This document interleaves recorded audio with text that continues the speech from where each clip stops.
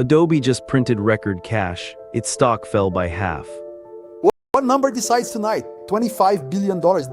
That is what Adobe's own board authorized to buy back its own shares this year, and it is close to a quarter of the entire company. In the same 12 months, the stock lost roughly half its value. The market says a theory ends this business. The board wrote a check that says otherwise. 5 legends settle it tonight. Here is what the crash does not contain: a miss. Revenue set a record, cash generation set a record, and management raised its own targets on the way down. What repriced was not the earnings, it was the belief in the next 10 years of them. The board convened in July 2026.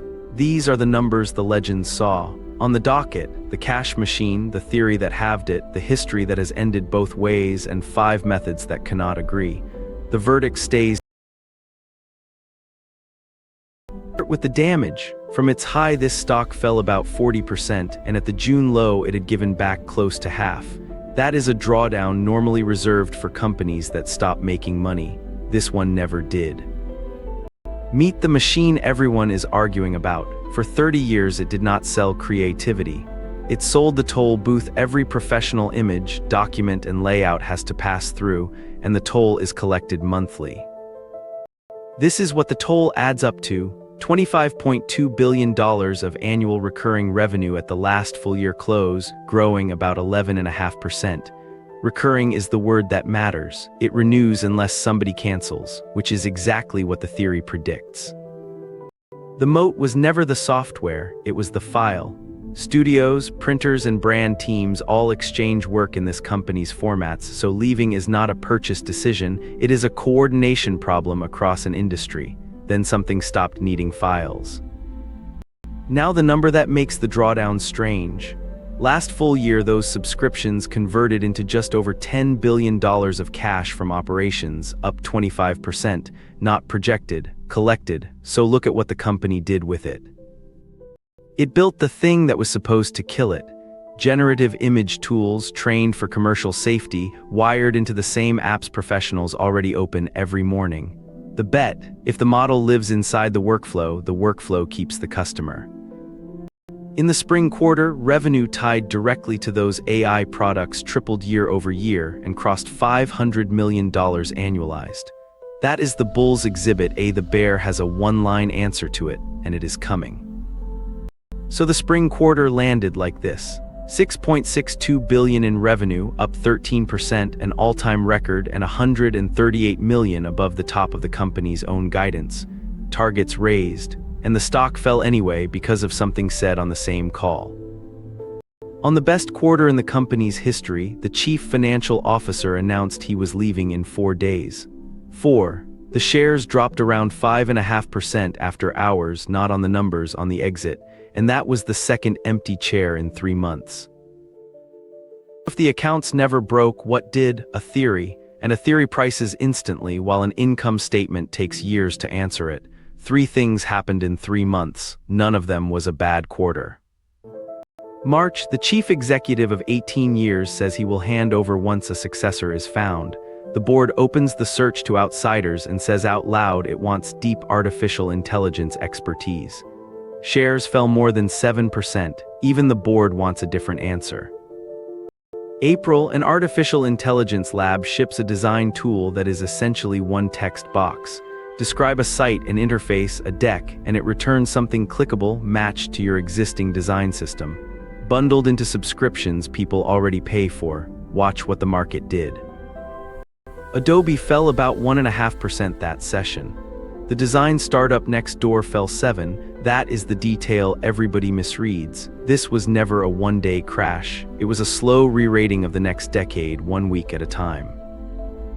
Here is how far it went. On forward estimates, the company traded near 9 times earnings. Its own 5-year median sits in the 40s. Recurring software priced like a declining industrial. The market was not marking down the profits, it was marking down their future. And under the theory sits a real number. This company's free-tier monthly users grew 50% to around 80 million. The friendly design tool most amateurs reach for first is reported near 260 million.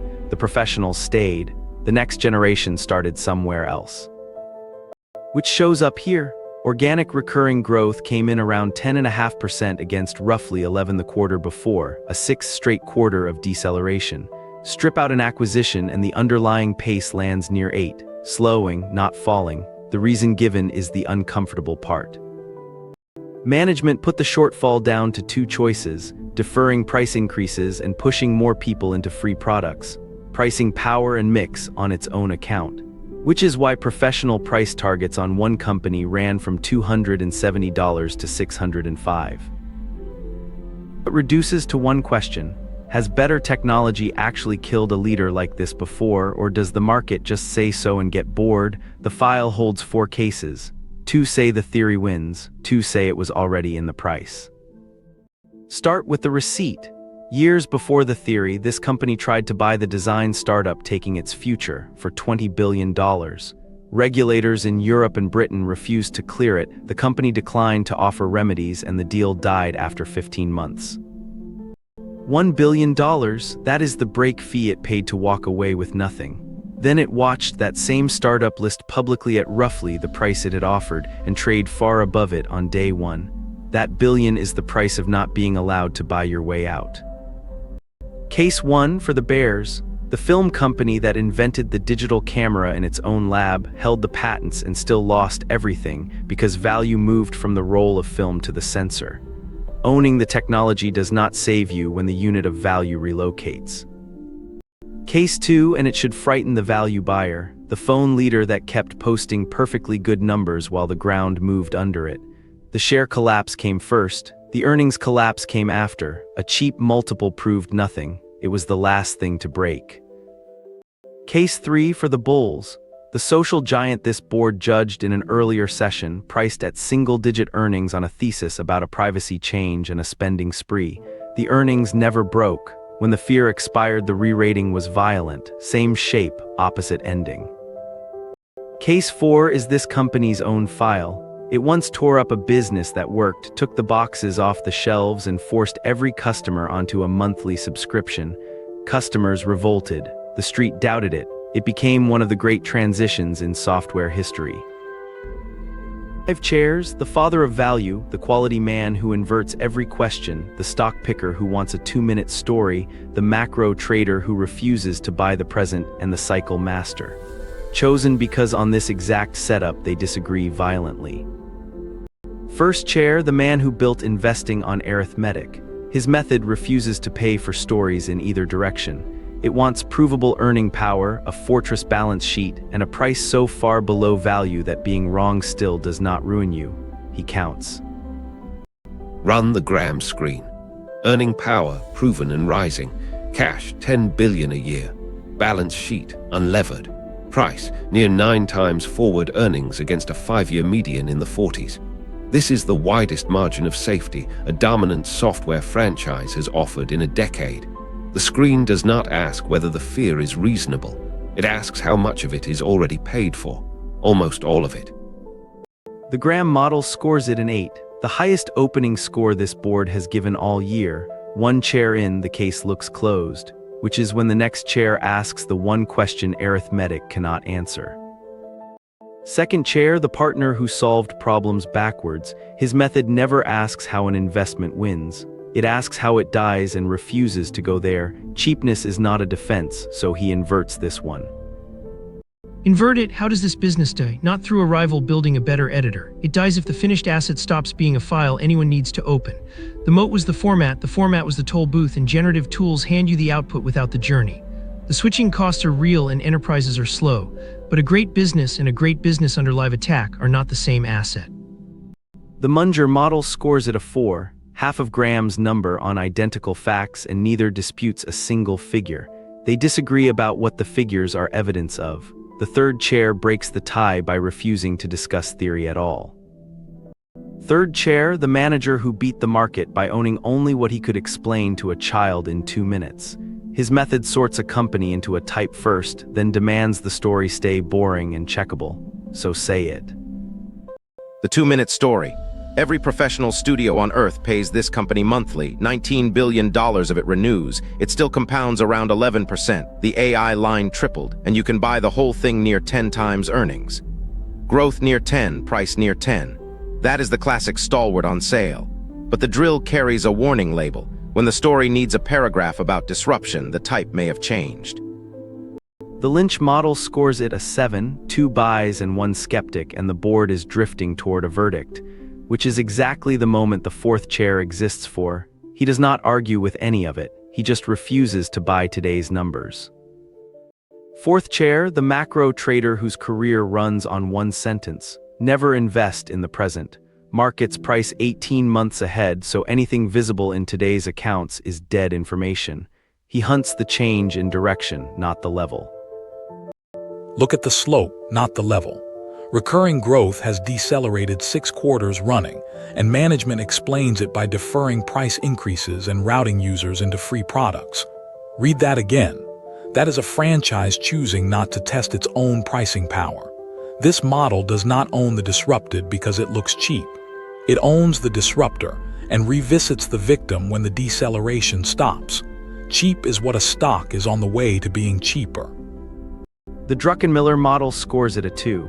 A 2 against Graham's 8 on the same company in the same week from the same filings. 1 chair left, and he is the only one who scores the disagreement itself. Final chair, the memo writer who separates a good company from a good investment. His method asks what everybody already believes and whether the price has paid for it. First level thinking says great business, buy it. Second level asks who is left to be surprised. Second level thinking here. Everybody knows the theory. It is the most repeated opinion in the market, and half the equity value is already gone on it. When the bad news is the consensus, the risk usually sits on the other side. But this method never confuses cheap with bottom. The deceleration has not stopped, and the chief executive has not been named. Attractive, not yet urgent. The Marx model scores it a 6. 5 chairs, 5 scores, and a range so wide it barely looks like one company. Before the tally, the other 2 lenses, because method is only one of the 3 we run. Money and crowd. The money lens shows the classic drawdown handover, value buyers stepping in on single-digit earnings while growth mandates walk away from a slowing line, and the largest, best-informed buyer on the tape is the company itself. The crowd lens is simpler. The bear case is now the popular opinion. So here is the board: Graham 8, Munger 4, Lynch 7, Druckenmiller 2, Marx 6, a composite of 5.4 and a hold, but the composite is not the finding tonight. The distance between the chairs is 6 points, 2 against 8, the widest spread this board has ever produced, and every chair worked from the same filings. They did not split over whether the cash is real, they all agreed it is. They split over whether it is still there in 5 years. The verdict in the board's language: hold, with the widest disagreement on record. A genuine cash machine at a price that already assumes it stops being one, facing a threat the income statement has not confirmed and cannot yet deny. The accounts describe the present. The multiple is a bet on the decade. 1. Does recurring growth stop decelerating or break below 8? 2. Who gets the chief executive job, an operator from inside or a builder from outside? 3. Does that $25 billion actually get spent? Flip those and a 5 becomes an 8 or a 2. That is Adobe on the stand. The rule of this board never changes. We give you the coldest read on Wall Street, the legends methods, the real money's behavior, the crowd's mood, and then we hand you the gavel. So you tell me, did this company die of a theory? Or is the theory simply early? And which giant should the board judge next? The verdict is sealed. Your comment is not.